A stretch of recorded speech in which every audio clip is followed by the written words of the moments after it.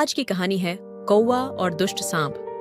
एक बार की बात है, एक जंगल में किसी पेड़ पर कौवे का एक जोड़ा रहा करता था। वो दोनों खुशी खुशी उस पेड़ पर जीवन बसर कर रहे थे। एक दिन उनकी इस खुशी को एक सांप की नजर लग गई। जिस पेड़ पर कौवों का घोंसला था, उसी पेड़ के नीचे बने बिल में सांप रहने लगा था। जब भी कौवों का जोड़ा दाना चुगने के लिए जाता, सांप उनके अंडों को खा जाता था, और जब वो वापस आते तो उन्हें घोंसला खाली मिलता था, लेकिन उन्हें पता नहीं चल पा रहा था कि अंडे कौन ले जाता है। इस प्रकार से कई दिन निकल गए। एक दिन कौवे का जोड़ा दाना चुगकर जल्दी आ गया, तो उन्होंने देखा कि उनके अंडों को बिल में रहने वाला एक सांप खा रहा है। इसके बाद उन्होंने पेड़ पर किसी ऊंचे स्थान पर छुपकर अपना घोंसला बना लिया।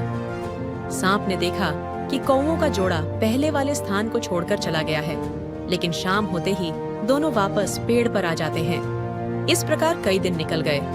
कौवा के अंडों में से बच्चे निकल आए और वो बड़े होने लगे। एक दिन सांप को उनके नए घोंसले का पता चल गया और वह कौवों के जाने का इंतजार करने लगा। जैसे कौवे घोंसला छोड़कर गए, सांप उनके घोंसले की ओर बढ़ने लगा, लेकिन किसी कारण से कौवों का जोड़ा वापस पेड़ की ओर लौटने लगा। उन्होंने दूर से ही सांप को उनके घोंसले की ओर जाता देख लिया और जल्दी से वहां पहुंचकर अपने बच्चों को पेड़ की ओट में छुपा दिया। सांप ने देखा कि घोंसला खाली है, तो वह कौवों की चाल समझ गया और वापस बिल में जाकर सही मौके का इंतजार करने लगा।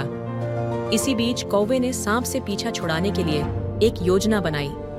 कौवा उड़कर जंगल के बाहर बने एक राज्य में चला गया। वहां एक सुंदर महल था। महल में राजकुमारी अपनी सहेलियों के साथ खेल रही थी। कौवा उसके गले में से मोतियों का हार लेकर उड़ गया। सभी ने शोर मचाया तो पहरेदार हार लेने के लिए कौवे का पीछा करने लगे। कौवे ने जंगल में पहुंचकर हारा को सांप के बिल में डाल दिया, जिसे पीछे कर रहे सैनिकों ने देख लिया। जैसे ही सैनिकों ने हार निकालने के लिए बिल में हाथ डाला, तो सांप फुंकारता हुआ बाहर निकल आया। सांप को देखकर सैनिकों ने तलवार से उस पर हमला कर दिया, जिससे सांप घायल हो गया और अपनी जान बचाकर वहां से भाग गया।